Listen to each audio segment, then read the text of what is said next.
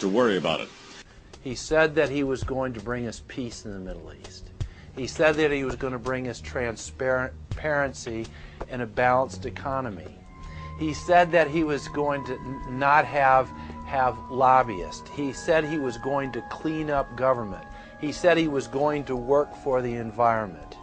And point by point by point, within the first month of his inauguration, he has lied and deceived and cheated the American people. The people of the United States and the world were filled with hope that Obama was the real deal when in his first week in office he signed an executive order supposedly closing Guantanamo Bay and other secret prisons. Then the press actually had a chance to read the executive order and were shocked to find that the executive order only said that Obama was thinking about closing Guantanamo in a year. But worst of all, the executive order continued the practice of rendition, which the LA Times called secret abductions.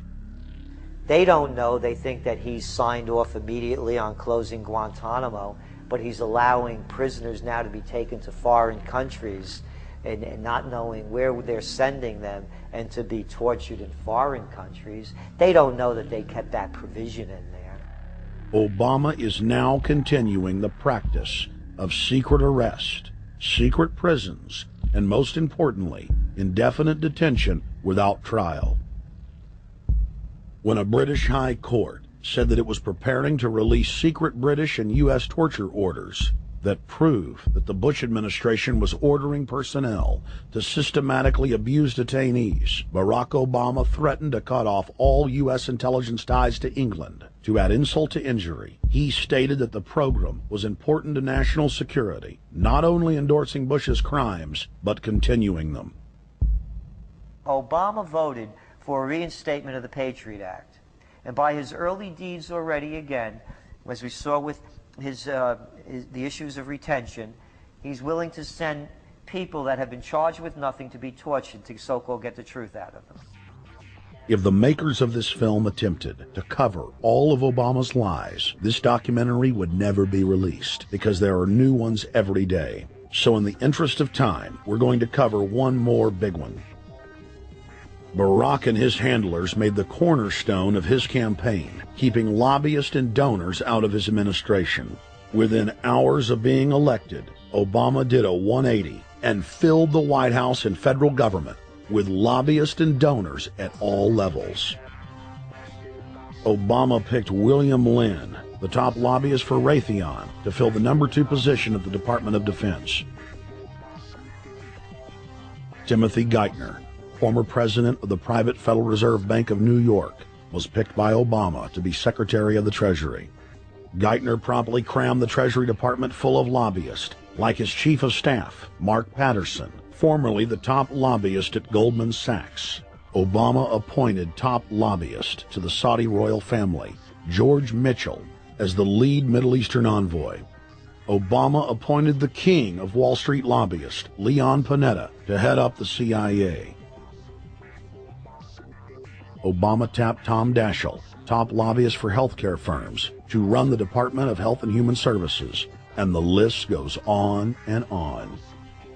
Then, 3 weeks into his administration, Obama launched a new lie, more outrageous than the previous. With Academy Award-level conviction, he said that he was upset about the banker bailout, which his own chief of staff, Rahm Emanuel, another former Wall Street executive, had engineered.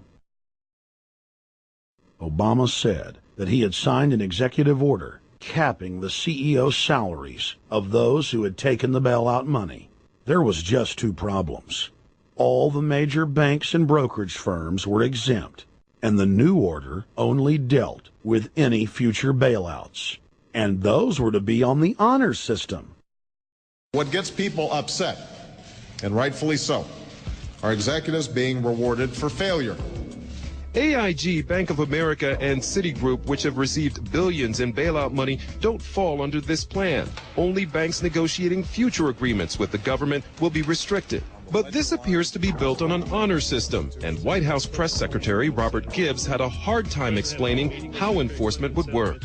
Well, let me get I will get clarification from Treasury on that. Generally speaking, this is already the biggest liar and the biggest disappointment that we've seen in recent history. And again, qualitatively beyond the rather low standards set by Bush the Elder and Clinton in terms of delivering on promises. Bottom line, Obama is a fantastic actor and an even better liar. His track record is clear. He has done the opposite of everything he told the people he would do.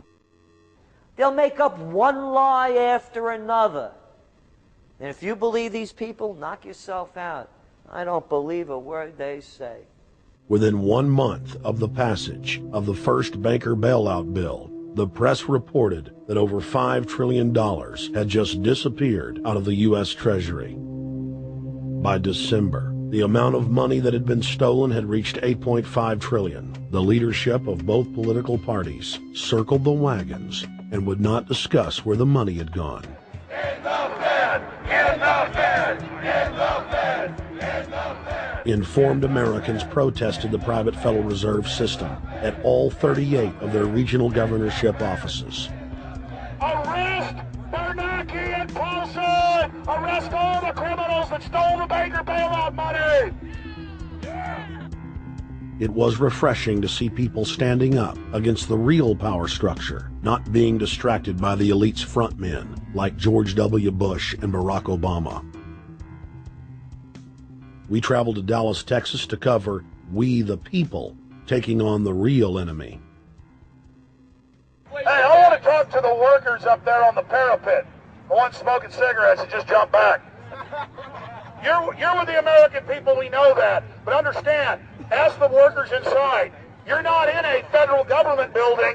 You're in a private Federal Reserve that uses that name as a fraud. That'd be like if my first name was Federal Reserve Jones. I'm still not the federal government. I'm not a federal agency. But if I said my name was Federal Reserve, I could go out and pay off politicians and get them to allow me to get into power so I could issue the currency and credit, and then I could buy up the world. That's what these criminals have done. A lot of people think that the Federal Reserve is already part of the government. They're not. It's controlled by cliques of unelected, unaccountable bankers meeting in secret. Most of these people have never even been through the formality of a Senate hearing or a Senate confirmation. They claim that they're part of the U.S. government. They masquerade as if they were part of the U.S. government. But in reality, this is a purely private operation. Jackals, hyenas, raptors, all of them loyal, not to the American people, but to the Wall Street banks, which is where most of them come from. Everyone is pointing to Barack right now, President Obama, as saying, you got to get the economy together. You got to get the economy together. When in fact, the president has very little to do with the economy. It's the Federal Reserve Chairman that at least sets the policy. That's a privately owned company, the Federal Reserve Bank. They set the agenda. These guys are masquerading as a federal institution. They are a private banking consortium, and this is their front, their holding company. The Federal Reserve is not federal. It's a front for a private banking cartel. That's on record in congressional testimony, and they're the ones orchestrating the economic collapse we're seeing right now, so that's why we're here. While at the In the Fed rally outside the Federal Reserve Bank in Dallas, Texas, we spoke with Ron Paul's brother, Wayne Paul.